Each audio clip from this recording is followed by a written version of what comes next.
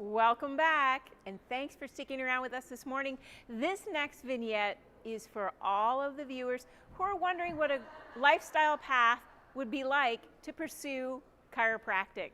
For those individuals who may want to go back to school and are looking to pursue a meaningful lifestyle, well, let's see what you get when you ask the experts. Now, this vignette is about what it takes to become a doctor of chiropractic.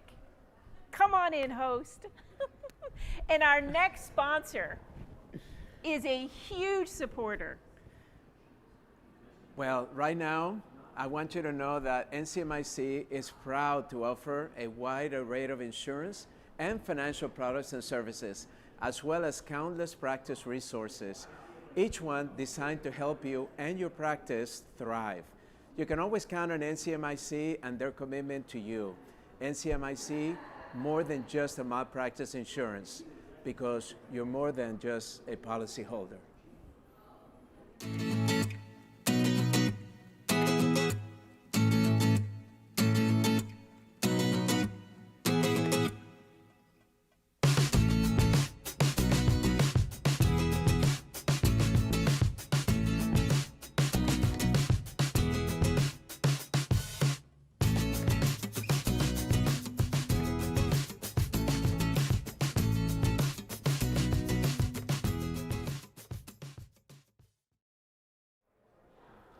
All right, well, we're excited to welcome our next guest. It's Dr. Heather Dane.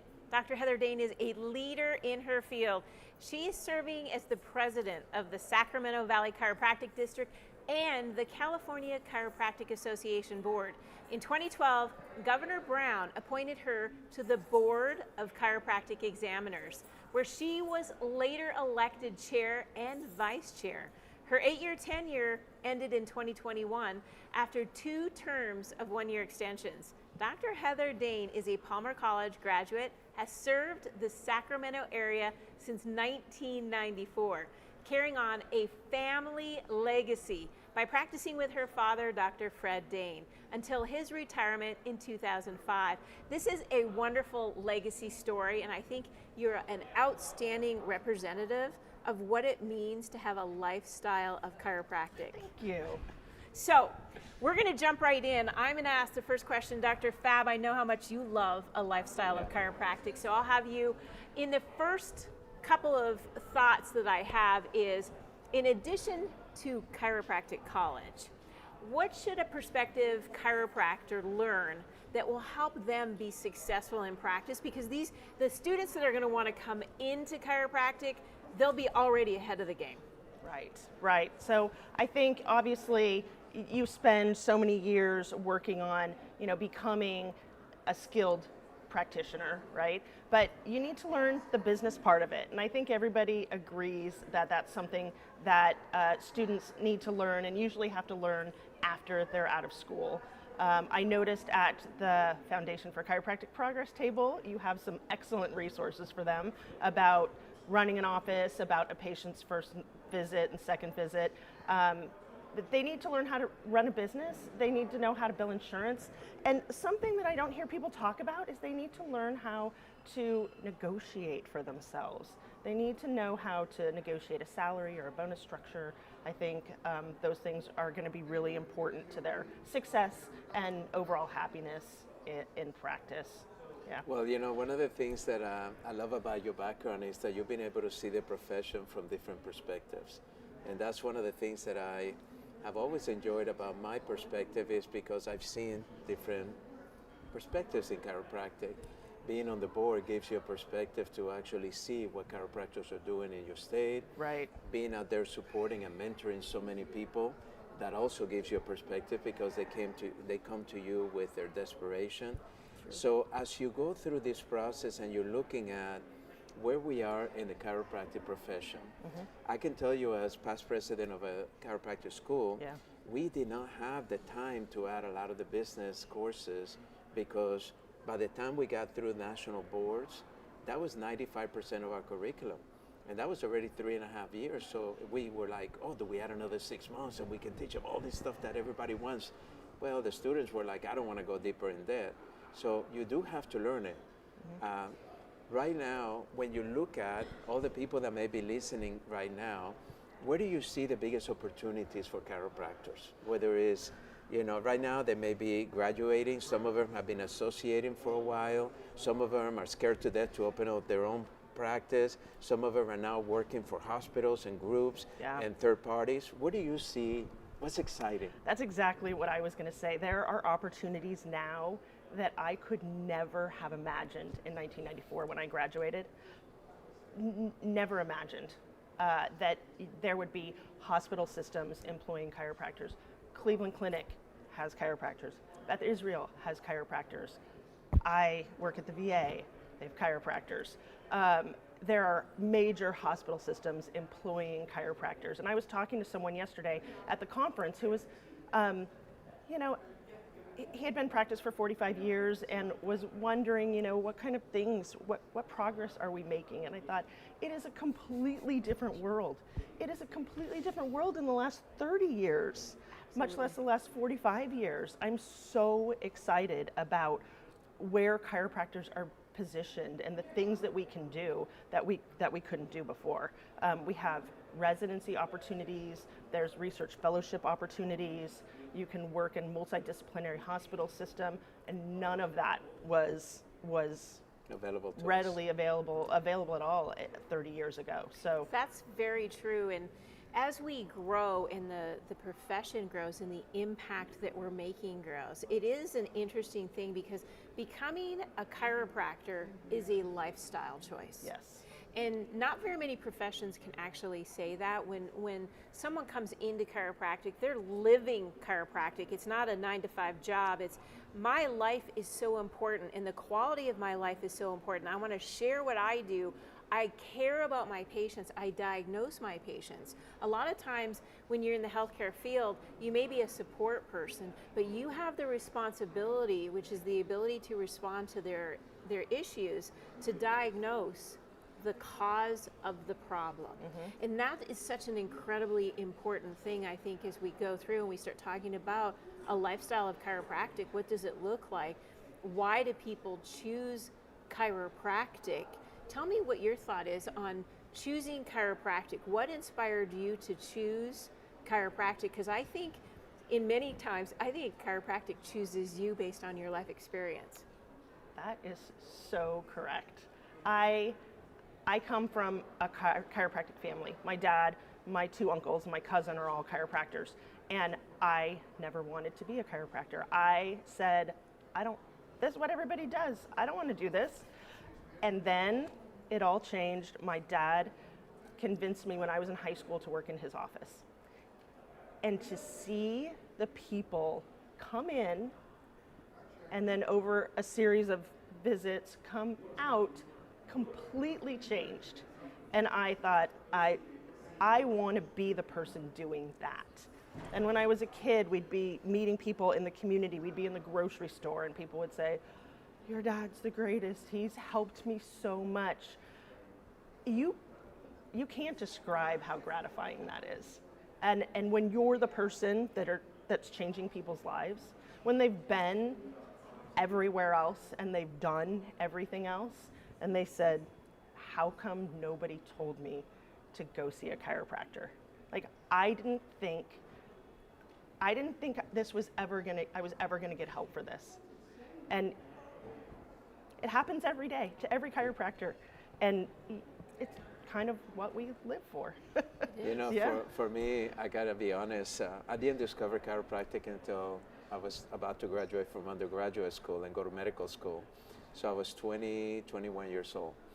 And I was a little envious of some of my classmates that came from chiropractic families because they carried themselves totally different. True. They had a knowing about them that I was like, man, I want to feel that, right? And then that's when I started really digging into the history, understanding the science, doing extra hours. I would go to weekend seminars just because they were cheaper for students. Yes. Every weekend, almost 3 to 4 weekends a month, I would be in a seminar learning technique, learning business, learning all this because I wanted to learn. Now you've been in this position which you've been very blessed to not only grow up in a chiropractic environment, be able to serve so many people in your community, be a leader in the profession. What would you give as maybe your one advice, your best advice that you can give a young person graduating from chiropractic school today?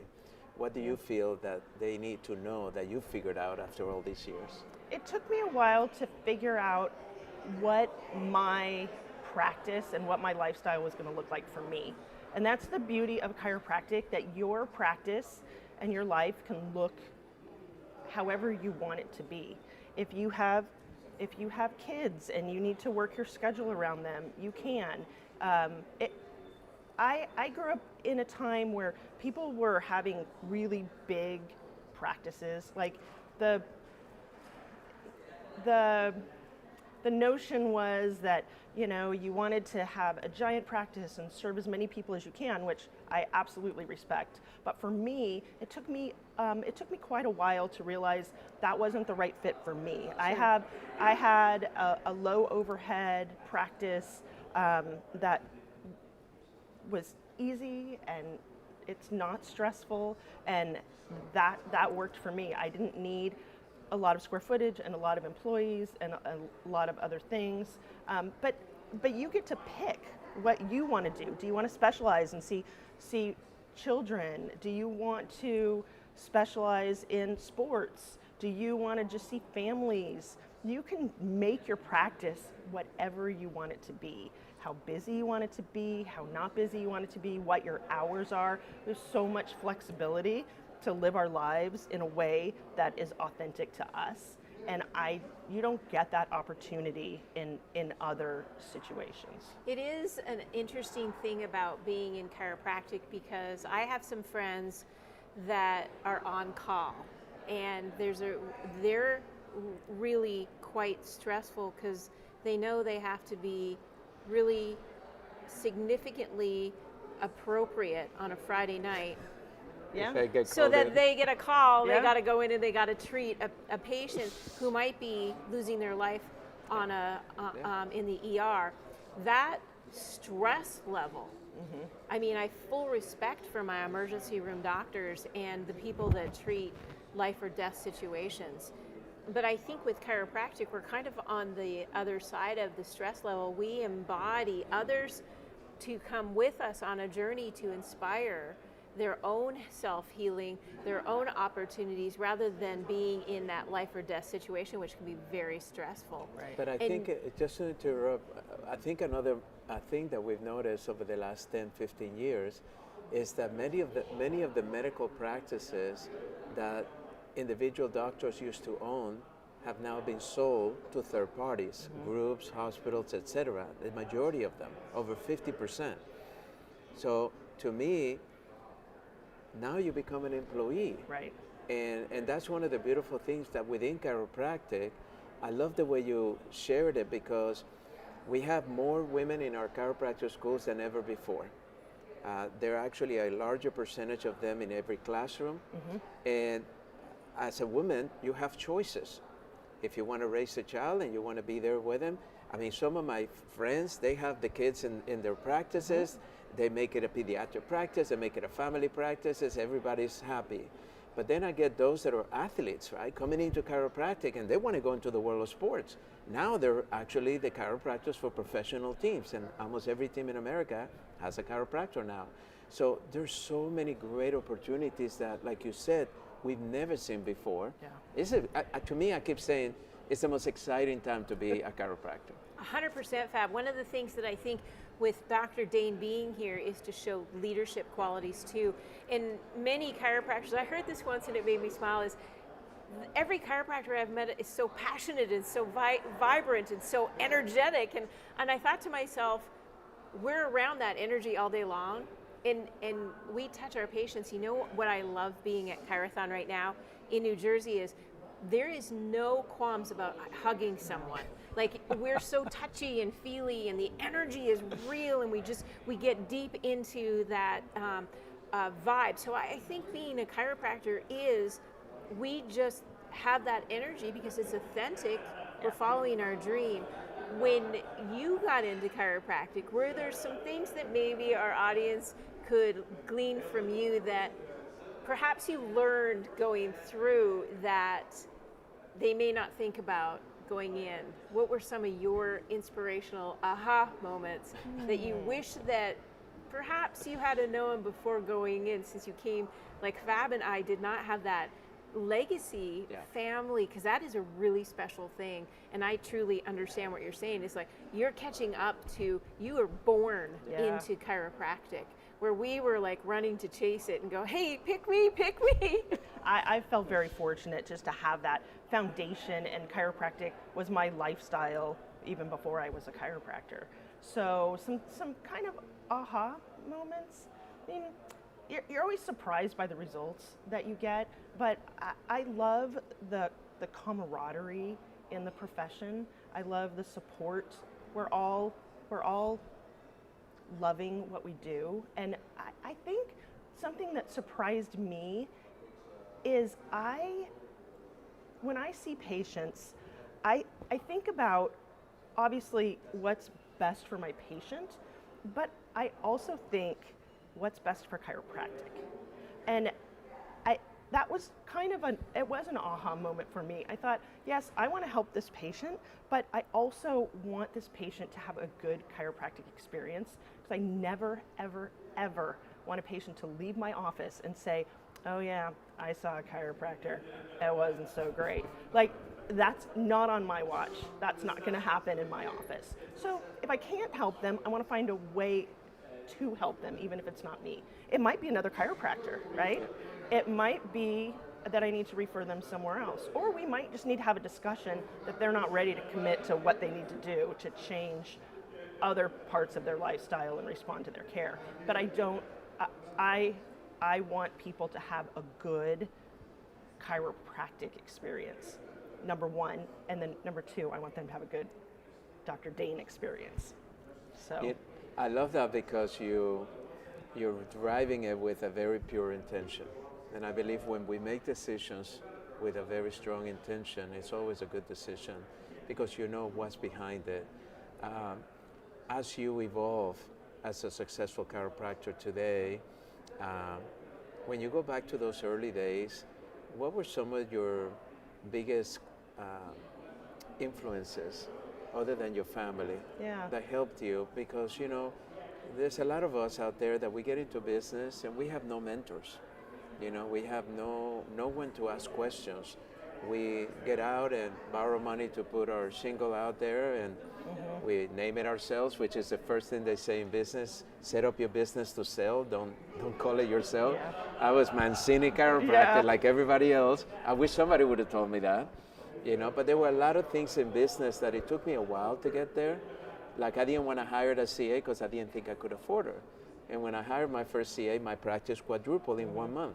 You know, it's like things like that nobody told me. Who were your influences at that time? I have a group of friends. There are 3 other women chiropractors, and we meet regularly. We go out to dinner. We have our own text thread with each other, and we help each other with things, right? Why reinvent the wheel? If one of us has something that we're challenged with, we reach out to each other, and we just kind of commiserate and support each other. And it's been really, I mean, we've been meeting for probably 20 years. Wow. And it's How amazing to beautiful have see that each other's support journey, system. huh? Yeah. I don't know if I'll share this part. We call ourselves the DOCs, the docs, the divas of chiropractic. I love it. I can see a book coming out. That's right, the DOC. Oh, better a reality series. How about a reality? Now we need this, the divas of chiropractic. Move out the housewives. We're coming in, the divas. That's beautiful. You know what I love about it is it's inspirational for the women that are listening today, is that this is part of why we do make progress. We make progress because we join together. It's unite and prosper, because oftentimes in many professions is division. Yeah. And that they think that's conquering, right? This diva notion is really uplifting and inspiring. It's like we need to come together to enjoy, embrace, and embolden what we do and why we do it. And no one has all the answers. Yeah. I mean, that's one of the key components is there are good books out there, really good books. There are good books in your spirituality, there are good books in your business, there are great books in leadership, but there's great books out there in chiropractic. So Divas of Chiropractic will be coming soon. Other chiropractors are not your competition. They're your support system and your friends, and they will help you be better. You know, that's interesting because I've always been asked the question about leadership in chiropractic, and they don't realize that the leaders in chiropractic that have been around for a long time are the most giving, the most sharing. They will do anything to drive, people forward. And I think people need to understand that this profession is full of great people. Yes. I love chiropractors. Yes. That's why I made the decision to become a chiropractor. I interviewed 62 chiropractors in 6 months, and I fell in love with them. I never had one that didn't tell me they love what they did. Not one. Did you just say you never had a chiropractor not say they didn't love what they did? When I interviewed those 62. Fabulous. Yeah. See, that's what makes the difference is if you love what you do, Yeah. I push it onto you. Yeah. Like, when you're in the grocery store and the guy in front of you is, really grumpy and he's slamming his groceries on there, you kind of pick up that vibe. It's like, whoa, something's really not right. It's the same thing when you go into a doctor's office. When you see a chiropractor who's on fire, they touch you and you feel it. Like they know you care because they know you're right there with them and you're looking them in the eyes. And like you said so beautifully, Divas of Chiropractic, you said, not on my watch. Are you going to have an experience that is not optimum because you care so much that if I can't help you, I'm going to find someone that will. That's the same thing for those that are listening right now is if you're not getting the care that you need, want, and deserve, use your feet and make a vote to go to where you need to go. I will tell you with certainty, I have yet to this day, and I've been in this profession for almost 30 years, I have yet to have a chiropractic adjustment I didn't love because it's given with grace, kindness, and love. And we travel a lot. Fab is, you need an adjustment today, so we're gonna get you an adjustment. But you come here and you ask for an adjustment and someone here is gonna go, lay on the table. Isn't that a beautiful thing? Yeah. And as we wrap this up, if you think back to your success, and it has been a remarkable career that you have had, and you're still having, what's the one success moment that you look back on and you want our audience to know about being in chiropractic that made your life fulfilling? My one success moment. I think it all goes back to getting involved.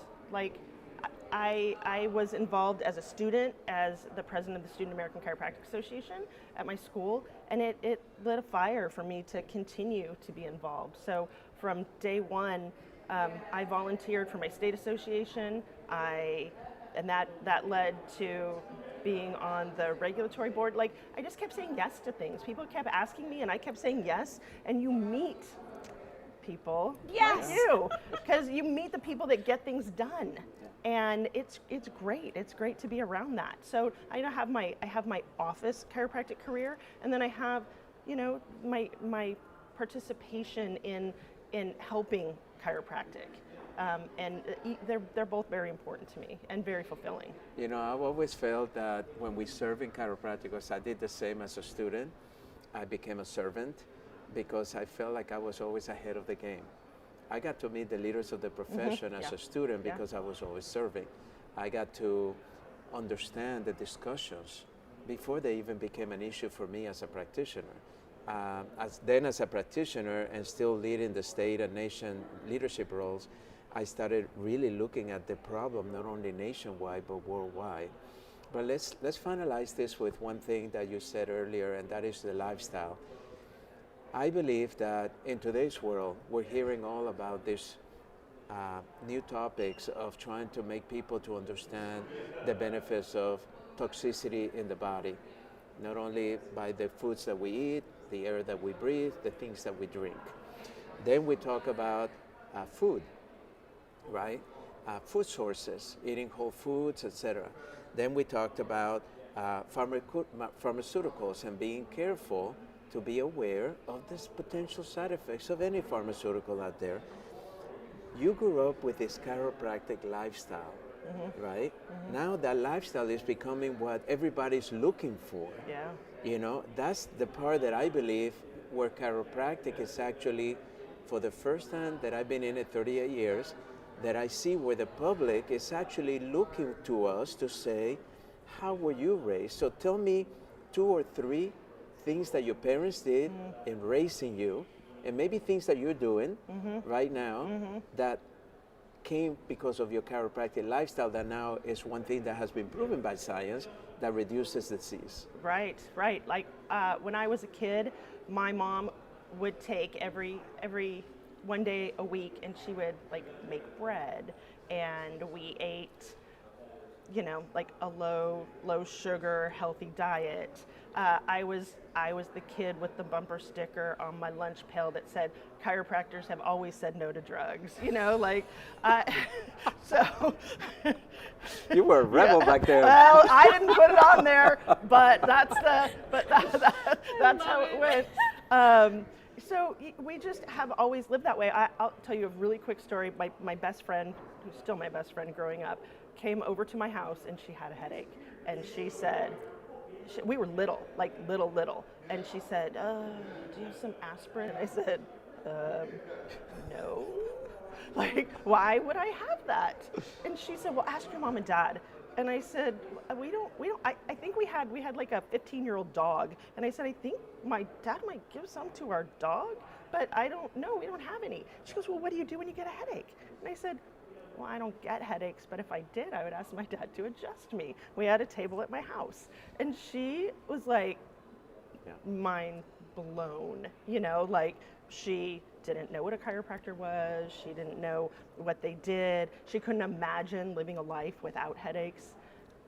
So yeah, that's just how I grew up. That's absolutely the way it is. When we live a lifestyle, it is what we think and how we respond during the day that makes kind of a difference. And it's a beautiful thing that your family had given you this legacy of love. I think that's where it goes to, is being able to recognize what is important and the value structure of living a holistic lifestyle. And it's a beautiful thing. And speaking of holistic lifestyles, we want you to come with us. We thank you because you're tuning in today and you're recognizing the value that your health means to the world. This is a ripple effect. If you're feeling strong and healthy and vibrant, well, you pass it on. And that is why we're doing ChiroThon today. We're trying to make the world a better place. So when you go online and donate, it is a beautiful thing. And we just got an online donation from a DC in Ohio, so thank you. New Jersey chiropractors, if you're out there, it's your turn to give back. DCs across the country are donating and tuning in. Now is the time to make a difference. Now, whether you're a doctor of chiropractic, a student, a patient, a family member, or you're just interested in whole being care, your dollars help someone out there to find a drug-free care. Donations have been rolling in, and we're currently at, drum roll, you'd say it. We're at $19,750. It's Saturday. We're almost at the end. We need you now, but if you want to help us make our goal, it's f4cp.org/Chirothon. You can help us make a big difference. Now stick around. We'll be right back after a very short break.